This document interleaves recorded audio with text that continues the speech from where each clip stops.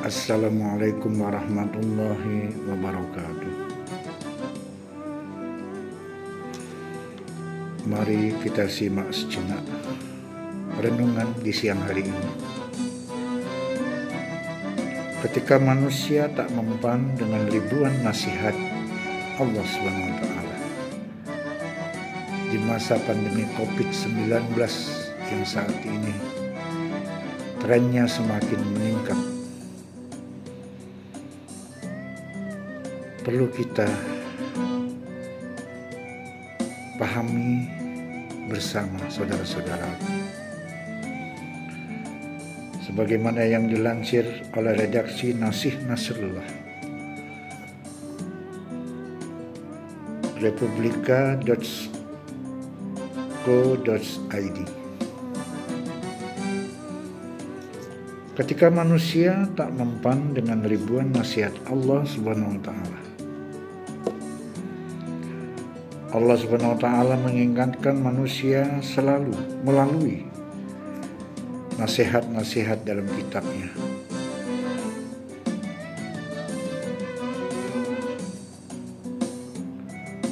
Sebagaimana hadis Rasulullah berbunyi, "Ya ibna Adam, istaqamatis samawat fil hawa'i bila amadin bismin wahidin min asma'i walam tastaqim qulubakum bi alfi mau'izatin min kitabi." Wahai manusia, langit tegak berdiri di angkasa hanya dengan satu nama di antara nama-namaku.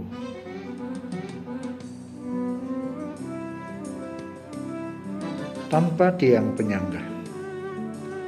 Sementara hatimu tidak pernah bisa tegak lurus dengan 1000 nasihat dari kitabku. Hadis ini merupakan hadis kursi ke-9 yang dinukilkan dari kitab Al-Mawa'is fil Ahadits Al-Qudsiyah. Hadis-hadis peringatan dihimpun Hujjatul Islam Imam Al-Ghazali. Sudah barang pasti ini adalah hadis kursi pilihan.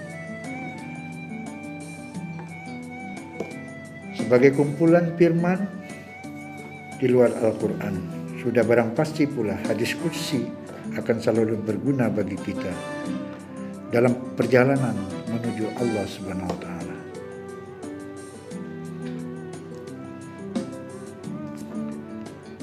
Peringatan ke-9 sangat tepat kita gunakan untuk mengukur, menghitung, dan bermuhasabah. Sudah sebanyak apa amal saleh kita kumpulkan? Sebesar apa pahala yang akan kita terima? Sejauh mana kita sudah melangkah menuju Allah? Sedekat apa kita dengan surga keridhaannya? Sejauh mana kita menghindarkan diri dari sergapan api neraka? Sudah sejauh mana kita biasa menolak ajakan setan? Dan sudah sebesar apa keberanian kita berkata tidak menghadapi tipu daya bala tentara, syaitan, dan iblis? Ada begitu banyak varian godaan, tipu daya, serta perangkap yang dipasang musuh-musuh anak manusia syaitan. Dalam syafar ilahi ini, harta, tahta, dan wanita hanya satu varian di antaranya. Anak-anak dan harta kekayaan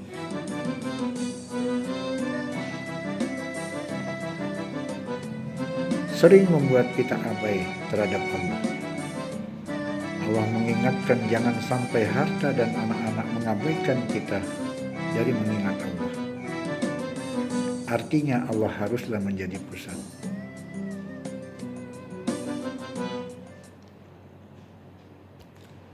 Saudara-saudaraku,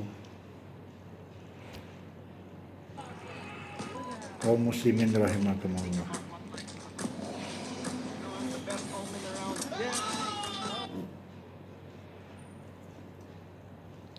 Allah haruslah menjadi alasan untuk apa kita hidup. Sebagaimana pula dia harus jadi alasan kenapa kita mesti mati.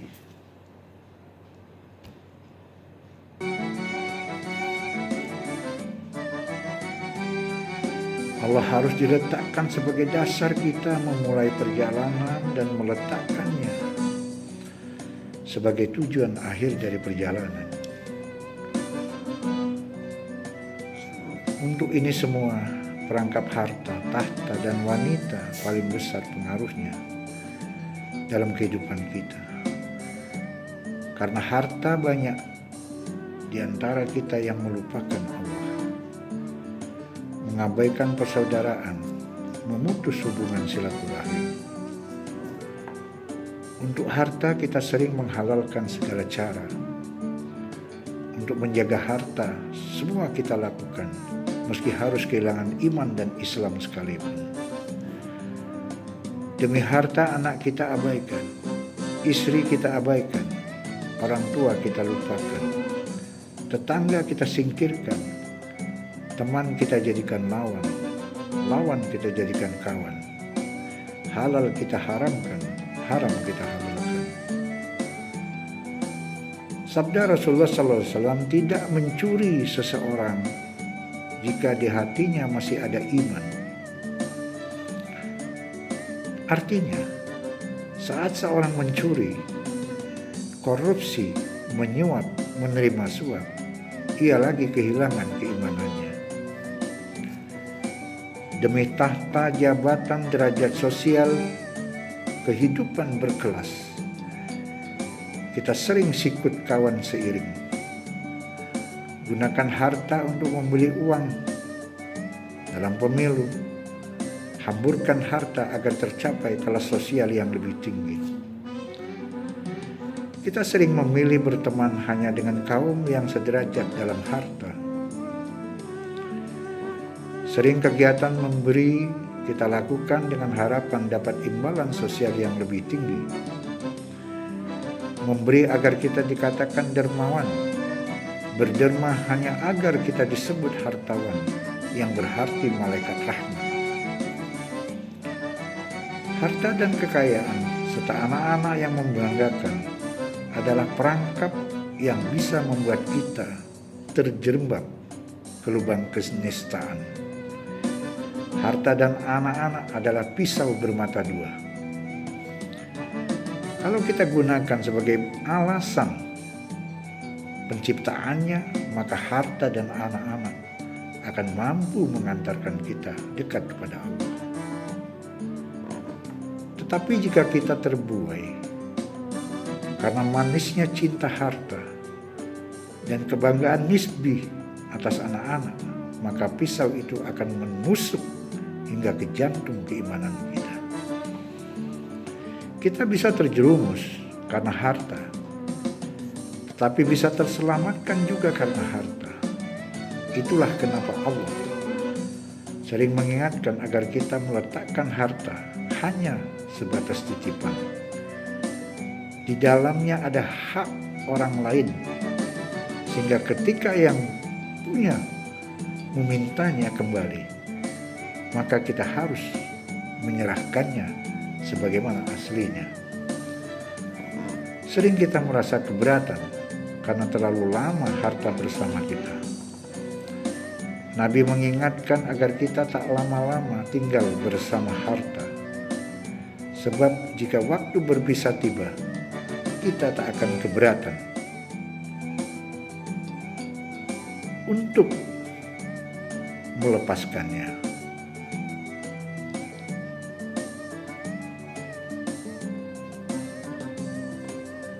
Oleh karena itu, saudara-saudaraku, mari kita introspeksi diri.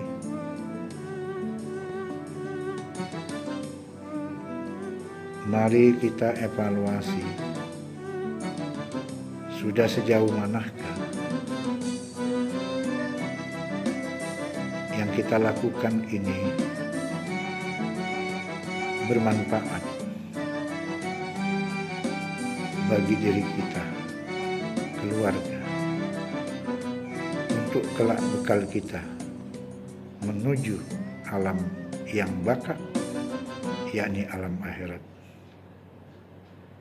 Assalamualaikum warahmatullahi wabarakatuh.